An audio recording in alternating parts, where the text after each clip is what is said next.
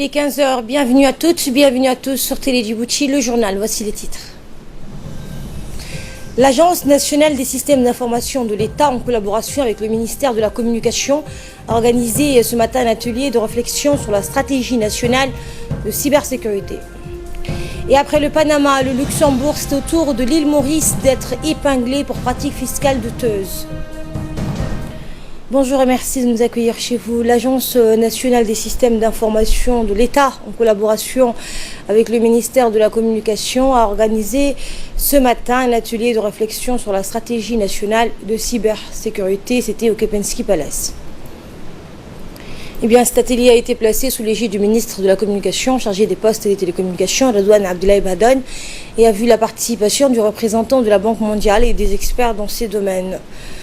L'objectif de l'événement était de faciliter un échange de vues et de servir de forum de discussion pour les participants réunis à cet événement afin d'élaborer, d'établir et à mettre en œuvre des stratégies nationales en matière de cybersécurité. Il est nécessaire de fiabiliser et de sécuriser l'utilisation d'éthiques, de promouvoir la cybersécurité et de protéger les infrastructures essentielles afin de minimiser les risques liés à la cybercriminalité. Ces attaques à des fins stratégiques. Parallèlement à des usages nouveaux, entre autres au cloud computing et à la mobilité, accroissent les vulnérabilités des systèmes d'information. Confrontés à cette menace, les administrations, les entreprises et a fortiori les particuliers sont soit désarmés, soit peu conscients des risques encourus et de leurs conséquences économiques et financières. Des attaques informatiques peuvent piller les patrimoines informationnels des entreprises et toucher des infrastructures stratégiques. Mesdames, Messieurs, comme vous le savez tous, à Djibouti, nous ne disposons pas encore des ressources naturelles et notre économie repose essentiellement sur les services. Aussi, avec la politique de dématérialisation des services publics menée par le président de la République, son Excellence M. Ismaël Omar Guelleh, c'est toute notre gouvernance qui se tourne vers le numérique. Désormais, nous sommes dans le cyberespace en tant que nation. C'est pourquoi nous devons dorénavant prendre au sérieux les risques liés à l'utilisation des nouvelles technologies de l'information et des communications. Les choix résolus d'une approche nationale de la cybersécurité est en effet tout d'abord la résultante d'une analyse désormais largement partagée de l'état de notre monde et de sa reconfiguration prévisible. Le ministre de la Communication, Redouane Abdoulaye Badone, a dans son allocution rappelé qu'il est nécessaire et urgent de mettre en place un dispositif permettant de faire face aux dangers et risques nés de l'utilisation de l'informatique. Voici ses propos. Cet atelier a pour moi une signification particulière, car il demeure aujourd'hui évident que les technologies de l'information et de la communication constituent des instruments incontournables pour le développement en Afrique et en particulier pour la République de Djibouti, qui jouit d'importants atouts géostratégiques et d'infrastructures TIC. Au fur et à mesure que l'utilisation de l'Internet progresse dans le monde, la menace de la cybercriminalité augmente aussi. Bien que certains de ces crimes soient relativement inoffensifs et communs, d'autres sont très sérieux et portent en eux des charges d'accusation graves. Il s'agit d'activités comme la fraude au courriel, la cyberintimidation, le trafic de stupéfiants, le cyberterrorisme, la piraterie, le vol d'identité, le cybervol, etc. La plupart des États ont mis en place des stratégies nationales en matière de cybersécurité et les institutions internationales en premier lieu, l'IUT, l'UAT, COMESA, font avancer la législation sur la cybercriminalité. Il est donc nécessaire et urgent de mettre en place un dispositif permettant de faire face aux dangers et risques nés de l'utilisation de l'informatique et des fichiers sur les individus dans le souci de respecter la vie privée et les libertés tout en favorisant la promotion des développements d'éthique dans les pays africains et plus particulièrement à Djibouti.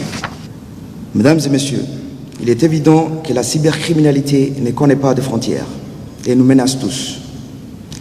Pour la combattre efficacement, nous devons tous nous unir et sans tarder. En effet, ces cybercriminels sont intelligents. Ils s'attaquent à nos systèmes de communication, à nos infrastructures vitales et menacent même notre économie et notre sécurité. Dans le cadre du recrutement de personnel au profit de l'armée de l'air des forces armées djiboutiennes et suite aux tests d'évaluation et visites médicales subies, il est porté à la connaissance du public que la liste des candidats retenus est affichée aujourd'hui même au lycée d'État de Djibouti. Autre nouvelle, l'Organisation des Nations Unies pour l'alimentation, le FAO, en collaboration avec la direction de l'agriculture et des forêts, a organisé à l'Issabillé une activité phare du projet. La mise en place des 10 périmètres agro-pastoraux de démonstration au siège du conseil régional d'Ali-Sabillé. Objectif, expliquer aux agro-éleveurs propriétaires des périmètres agro-pastoraux de démonstration le contenu du mémorandum d'entente tripartite entre le ministère de l'Agriculture, de l'eau, de la pêche et de l'élevage, la FAO et le PAD avec la participation des autorités locales. La cérémonie a été clôturée donc par une signature d'un mémorandum d'entente tripartite entre le ministère de l'Agriculture, la FAO et le PAD en présence du vice-président du conseil régional d'Ali-Sabillé, Nour Saïd Galdon, et du directeur régional du ministère de l'Agriculture de la région, Abdi Bouh Amir. La production végétale et animale, plus connue sous le nom Reprova, à Djibouti. Donc, une des activités de ce projet, c'est la mise en place de 10 périmètres agro-pastoraux de démonstration à raison de 2 par région, qui seront mises en œuvre selon les directives de la FAO et du ministère de l'Agriculture, de l'élevage, de la pêche.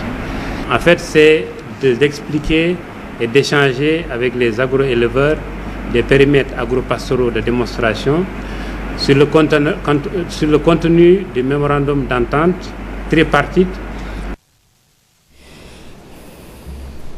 Dans l'optique de dynamiser la promotion de la jeunesse et des sports, le secrétariat d'État à la jeunesse et au sport invite les associations formelles, actives et fonctionnelles œuvrant pour l'intégration des jeunes et l'envol du sport dans la capitale et les régions de l'intérieur à venir s'enregistrer du 1er au 15 août auprès de la direction de la jeunesse au secrétariat d'État à la jeunesse et au sport pour une meilleure collaboration dans ces domaines.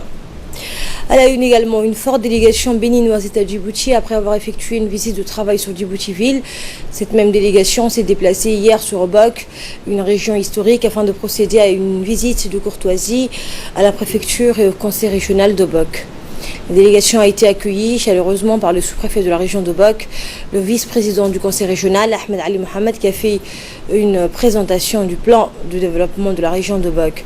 Objectif, voir les dispositifs de mise en place de la régie sociale par le gouvernement djiboutien à travers le ministère des Affaires sociales et de la Solidarité et le secrétariat d'État à la décentralisation.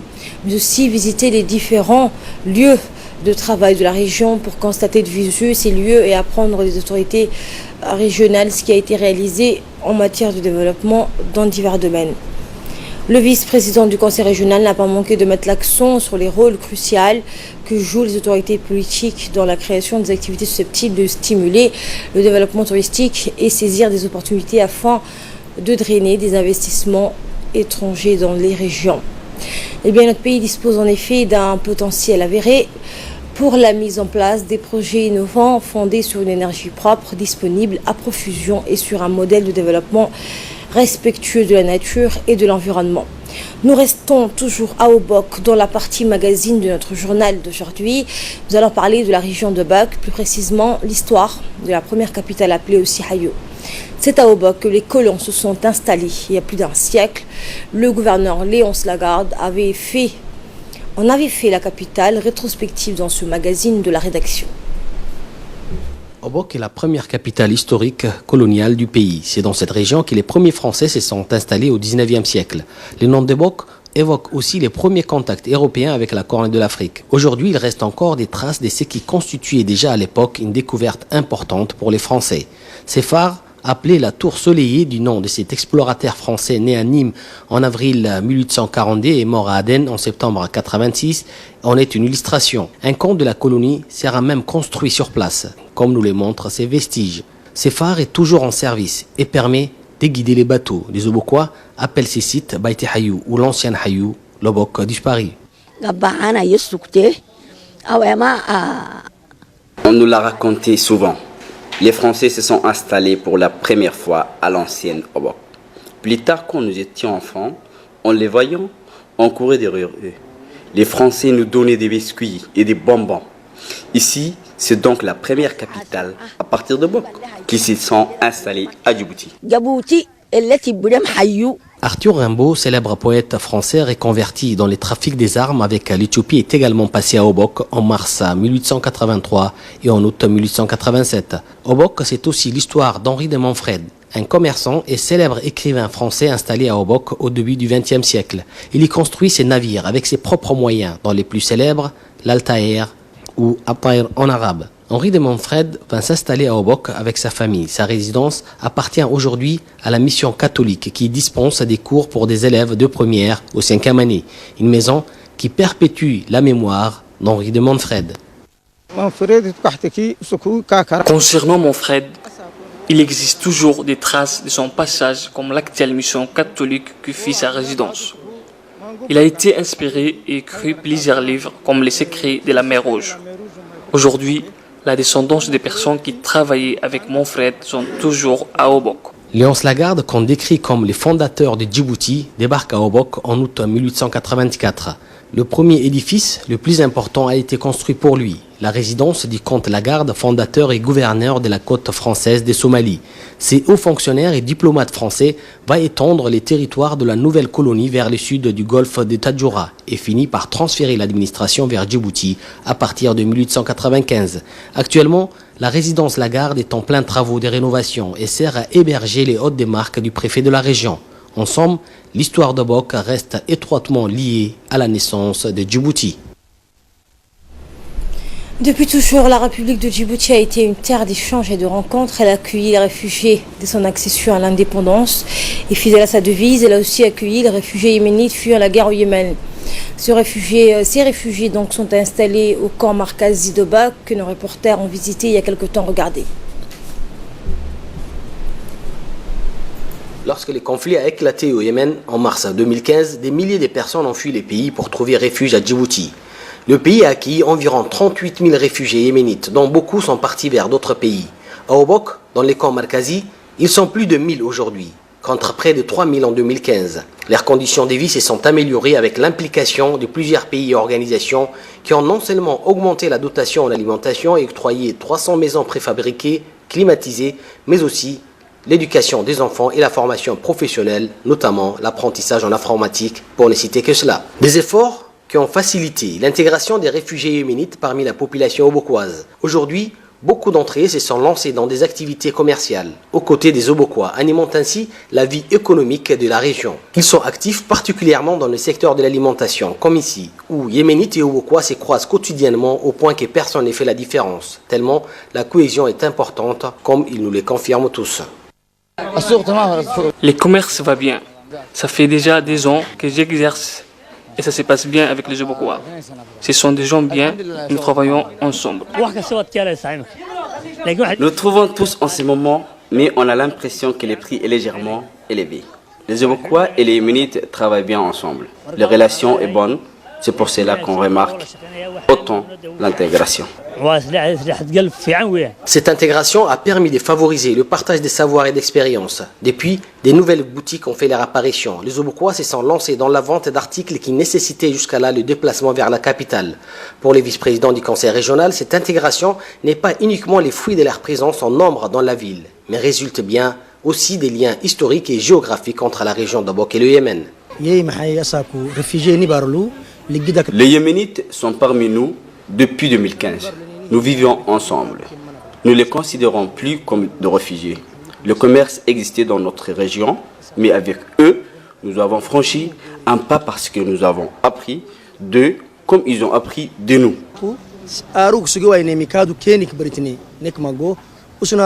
Le fait qu'ils soient parfaitement intégrés leur a permis de progresser et par conséquent, nous sommes aussi allés de l'avant.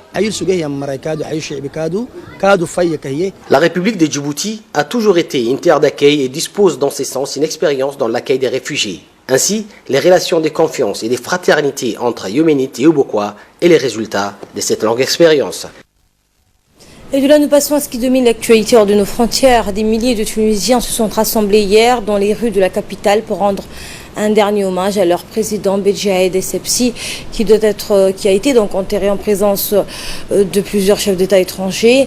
Dès le matin d'hier, donc la foule s'est massée le long du trajet que devait emprunter le cortège funéraire, une vingtaine de kilomètres entre le palais présidentiel de Carthage et le cimetière de Djelez dans le sud de Tunis. Décédé jeudi à l'âge de 92 ans, le président a été enterré aux côtés des membres de sa famille.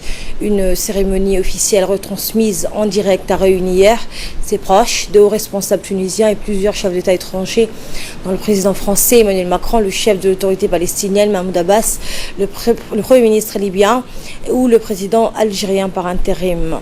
Les présidents maltais et portugais, l'émir du Qatar, le roi d'Espagne, le prince Moulay Rachid du Maroc étaient également présents. Le nouveau Premier ministre britannique Boris Johnson a affirmé hier que le Brexit représentait une énorme opportunité économique en dévoilant ses priorités parmi lesquelles des investissements dans les régions favorables à une sortie de l'Union européenne. Il a également estimé que le Brexit a été traité par Theresa May et à qui il a succédé comme un événement climatique hostile.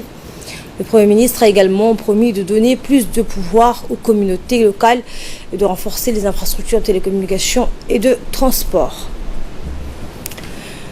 Plus de 600 manifestants arrêtés hier à Moscou. Nombreuses sont les personnes qui ont été arrêtées même avant la manifestation. Ce rendez-vous, ce sont les opposants qui l'avaient à nouveau convoqué pour réclamer des élections libres. Moins d'une semaine après un rassemblement sans précédent depuis ceux de 2012 contre la réélection de Poutine, le 8 septembre prochain, il y aura des élections locales en Russie. À cette occasion, beaucoup de candidatures ont été rejetées officiellement en raison des vices dans la collecte des signatures nécessaires pour se représenter. Les candidats écartés dénoncent une pratique pour étouffer l'opposition. Je vous le disais en titre, après le Panama, le Luxembourg, c'est au tour de l'île Maurice d'être épinglé pour pratiques fiscales douteuses. Le consortium international des journalistes d'investigation a publié 200 000 documents envoyés anonymement et provenant d'un cabinet spécialiste de la finance offshore. Il dévoile les dessous d'une gigantesque machine à optimisation fiscale dont les pays africains seraient les premières victimes. Ces multinationales ne paient ainsi qu'un faible taux sur les profits réalisés en Afrique, puis règlent le reste de leurs impôts au fisc mauricien qui ne leur demande quasiment rien. Les profits sont ensuite rapatriés vers les actionnaires. Le Zimbabwe, le Kenya ou encore le Rwanda auraient ainsi perdu des millions de dollars au profit des multinationales.